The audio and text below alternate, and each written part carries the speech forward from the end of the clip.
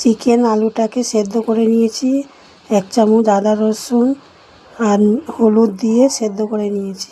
চামচ দিয়ে চেপে এরম করে ছাড়িয়ে নিতে হবে। আলুটাকে ম্যাশ করে নেব। চিকেনগুলো এরম ছাড়িয়ে নিয়েছি, আলুর সাথে চিকেনের সাথে মাখিয়ে নেব।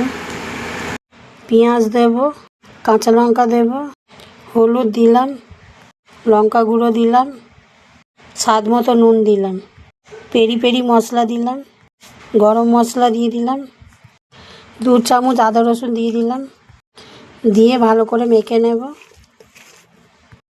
পেঁয়াজের বেরেস্তা দিয়ে দিলাম, একটা ডিম দিয়ে দিলাম, পুরোটা এবার মাখিয়ে নেব। ভালো করে মাখিয়ে নিয়েছি, এবার গোল গোল করে শেপ করে ভেজে নেব তেলে। চিজ দিয়ে দিলাম, দিয়ে ভালো করে মুড়ে নেব। এবার তেলে ছেড়ে দেব। বন্ধুরা এরম লাল লাল করে ভেজে নিয়ে তুলে খাবেন।